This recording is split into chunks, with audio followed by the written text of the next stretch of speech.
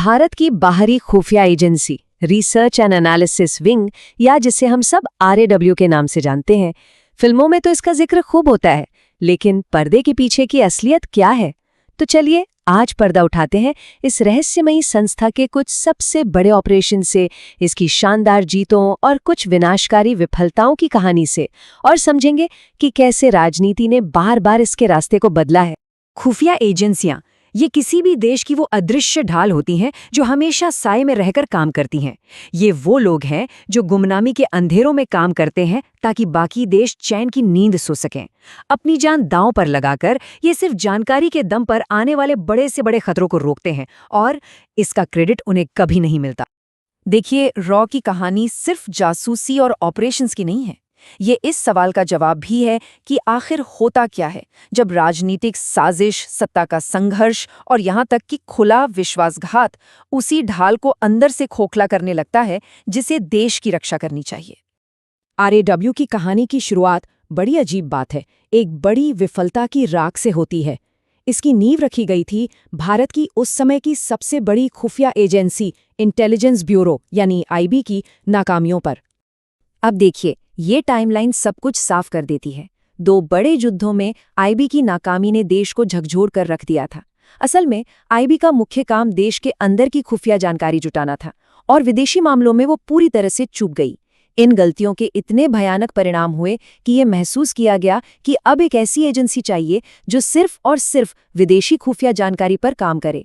तो इंदिरा गांधी ने एक ऐसी एजेंसी बनाने का फैसला किया जो किसी भी तरह की राजनीतिक या ब्यूरोक्रेटिक लाल फीताशाही में न उलझे।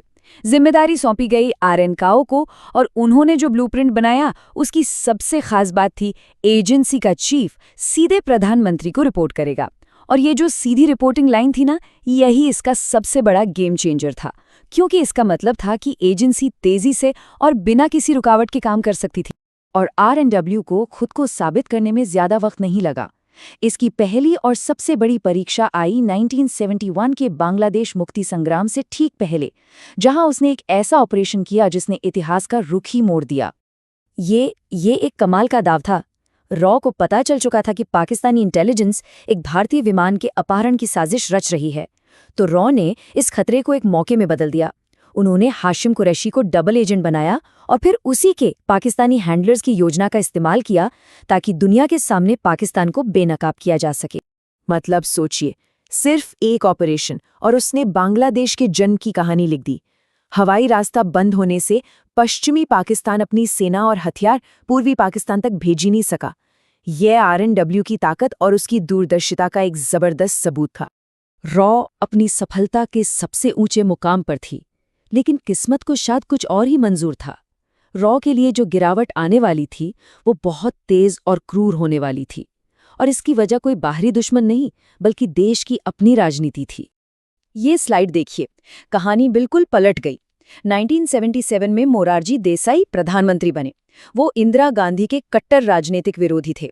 उन्होंने रॉ को इंदिरा गांधी की पर्सनल जासूसी एजेंसी से ज्यादा कुछ नहीं समझा, और जैसे उसे खत्म करने का मिशन ही बना लिया। बजट काट दिए गए, ऑपरेशंस रोक दिए गए और एजेंसी को लगभग पंगु बना दिया गया। और ठीक इसी नाजुक दौर में जब RNW को कमजोर किया जा रहा था, उसके हाथ एक बहुत बड़ी खुफिया जानकारी लगी। ये एक असली गेम चेंजर था। RNW के पास पाकिस्तान के परमाणु कार्यक्रम को शुरू होने से पहले ही रोकने का एक सुनहरा मौका था। सिर्फ $10,000 में पाकिस्तान के पूरे न्यूक्लियर प्रोग्राम का ब्लूप्रिंट मिल रहा था। ये वो फैसला था जिसने शायद इतिहास का रुख ही बदल दिया। एक ऐसा फैसला जो इस पूरे क्षेत्र और दुनिया को आने वाले कई दशकों तक परेशान करता रहा। प्रधानमंत्री ने न सिर्फ पैसे देने से इनकार किया, बल्कि इसे पाकिस्तान का आंतरिक मामला बताकर उस खुफिया जानकारी को ही नजरअंदाज कर दिया। मगर रुकिए, कहानी में सबसे बड़ा और चौंकाने वाला मोड़ तो अभी बाकी था। जो हुआ वो एक बहुत बड़े विश्वासघात जैसा था। एक दिन फोन पर बात करते हुए प्रधानमंत्री देसाई ने पाकिस्तानी राष्ट्रपति जिया उल हक से सीधे सीधे कह दिया कि भारत को उनके परमाणु कार्यक्रम के बारे में सब कुछ पता है। ये एक ऐसी बात थी जिसने न सिर्फ RND के ऑपरेशन को बल्कि अनगिनत एजेंट्स की जान को भी सीधे सीधे खतरे में डाल दी। RNW के लिए ये एक तबाही थी। एक ऐसा जख्म जिससे उबरने में सालों लग गए। पाकिस्तान के अंदर एजेंट्स की तलाश शुरू हो गई और भारत के कई बेहतरीन ऑपरेटिव्स पकड़े गए और शहीद हो गए। और ये एक ऐसा झटका था जिसे पूरी तरह से टाला जा सकता था। लेकिन RANW की कहानी हार मानने की नहीं है। वो राख से फिर उठी, एक फीनिक्स की तरह, अपनी कामयाबियों और अपनी नाकामियों दोनों से सीखने के लिए। जब इंदिरा गांधी सत्ता में वापस लौटी तो RAW को फिर से खड़ा किया गया और इसकी अगली बड़ी सफलता एक बहुत ही अप्रत्याशित जगह से आई। लंदन में एक मामूली सा खरीद का ऑर्डर। ये भूसे के ढेर में सुई खोजने जैसा था। RAW एजेंट्स ने पाया कि पाकिस्तान की सेना बर्फीले पहाड़ों पर लड़ने वाले खास कपड़ों और उपकरणों का एक बड़ा ऑर्डर दे रही है। और RAW के एनालिस्ट्स ने फौरन इस पहेली को जोड़ लिया और समझ गए कि पाकिस्तान सियाचिन ग्लेशियर पर कब्जा करने की तैयारी कर रहा है। ये एक बेहद साहसी ऑपरेशन था। RAW से मिली उस क्रूशल जानकारी की बदौलत भारतीय सेना ने पाकिस्तान से पहले सियाचिन की ऊंचाइयों पर कब्जा कर लिया और ये एक ऐसी सफलता थी जो आज तक कायम है।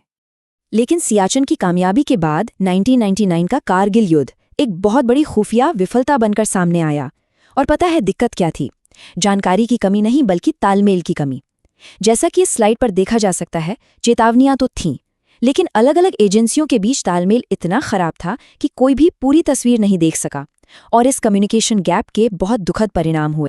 ये उस समय की लापरवाही और सिस्टम की नाकामी का एक चौंकाने वाला उदाहरण है। जिस निगरानी विमान को सीमा पर नजर रखनी चाहिए थी, वो एक मंत्री के निजी काम के लिए इस्तेमाल हो रहा था।